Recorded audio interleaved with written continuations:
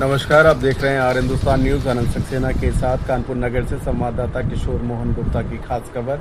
DGP UP के निर्देशन में चल रही साइबर ठग गिरफ्तार योजना अंतर्गत कानपुर पुलिस को मिली बड़ी सफलता। कानपुर की रेवना थाना पुलिस ने भोले भाले लोगों को साइबर ठगी का शिकार बनाने वाले 12 ठगों को पुलिस ने गिरफ्तार कर लिया है। एनसीआरबी पोर्टल, प्रतिबिंब पोर्टल, समन्वय पोर्टल पर मिल रही शिकायतों के आधार पर की गई कार्रवाई। शहर के ग्रामीण क्षेत्रों में घाटमपुर, रेवना समेत कानपुर देहात में साइबर अपराधी दे रहे थे घटनाओं को अंजाम।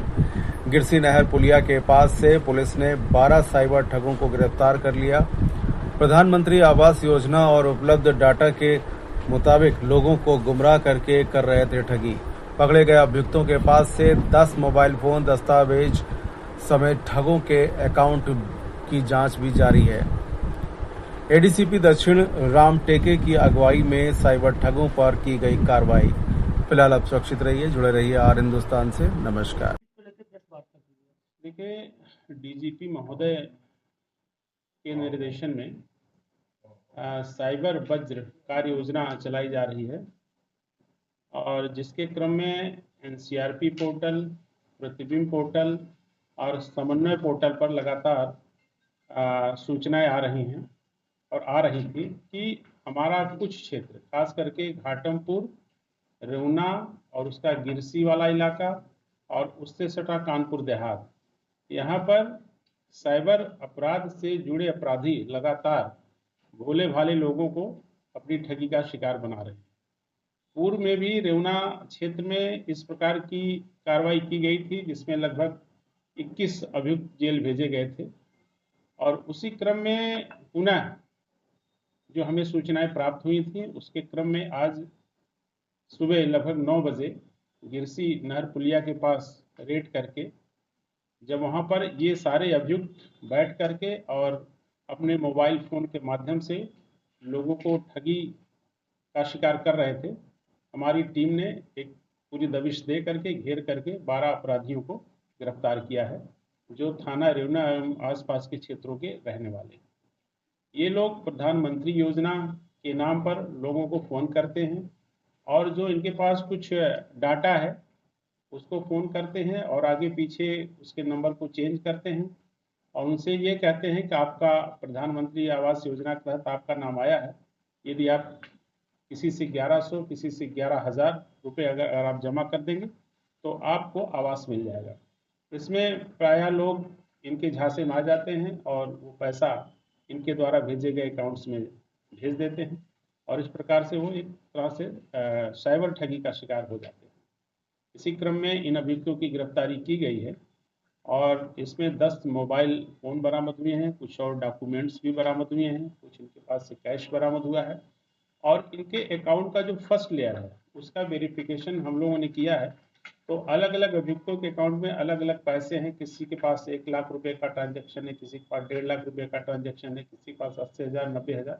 इस प्रकार से जो ठगी के पैसे इनके खाते में आए हैं उसकी हमको जानकारी हुई, लेकिन अभी इनके अकाउंट डिटेल्स की और बी लेयर, सी लेयर जो आगे की लेयर है उसके बारे में हम लोग छानबीन कर रहे हैं और इसमें अभी एक लंबी विवेचना चलेगी, लेकिन फिलहाल इन सारे अभियुक्तों को गिरफ्तार किया गया है और इस प्रकार से इनकी गिरफ्तारी से निश्चित तौर से इस क्षेत्र में जो एक साइबर ठगी का क्षेत्र बनता जा रहा था और यहाँ नेटवर्क डेवलप हो गया था, निश्चित तौर से उसमें कमी आएगी। इसमें प्रतिबिंब पोर्टल पर जो हमें सूचनाएं आती हैं वो आप इसको देख सकते हैं कि इसमें रेड कलर से ये जोन चिन्हित होता है और हमको एनसीआरपी पोर्टल और ऊपर से सारी सूचनाएं आती हैं। तो जहां रेड कलर इसमें जो रेड जोन बनता है इसका मतलब कि वहां से ऐसे मोबाइल फोन्स ऑपरेट हो रहे हैं जो लोगों को ठगी का शिकार कर रहे हैं। तो इन्हीं सूचनाओं के आधार पर और इन्हीं लैटिट्यूड लॉन्गिट्यूड के आधार पर हम लोग इसमें कार्रवाई करते हैं और उसी क्रम में आज ये कार्रवाई की गई है और इसमें इन अभियुक्तों को गिरफ्तार किया गया है।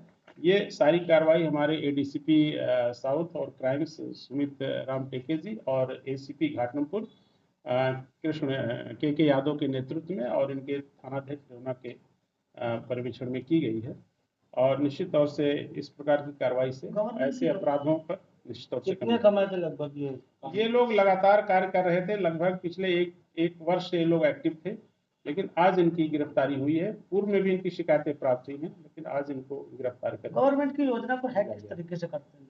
ये लोग गवर्नमेंट उस पर इनका कुछ डाटाबेस होता है जिसपे ये लोग फोन करते हैं, और खास करके ये ग्रुप प्रधानमंत्री आवास योजना के नाम पे ठगी करता है एवं किसी किसी को ये फोन करता है कि आप अश्लील फिल्में देखते हैं, आपके पास पुलिस पहुंचने वाली है, फिर ये लोग उसमें अपने एक सीनियर अफसर से बात कराते हैं। इसके अलावा इनके पास कुछ मोबाइल में पुलिस के सायरन हूटर की आवाज होती है, उसको भी सुनाते हैं, जिससे आदमी भयभीत हो जाता है और पैसा दे देता है। डाटा मिलता है कि आवाज विकास के अधिकारी भी इसमें शामिल अब ये अभी जांच का विषय है। इनको इनको ये आंकड़े और डाटा किस प्रकार से उपलब्ध होते हैं, इस पर भी हम लोग गहराई से छानबीन कर रहे हैं। सबसे ज्यादा घटना किस क्षेत्र में लोग? इसमें बेसिकली रेवना क्षेत्र और घाटमपुर क्षेत्र और उससे सटा कानपुर देहात, इससे सबसे ज्यादा प्रभावित है, जहां पर ऐसे ठगी के लोग सक्रिय। टीम को कोई पुरस्कार रखा गया? इसमें निश्चित तौर से टीम को 25,000 रुपए का एक पुरस्कार दिया गया।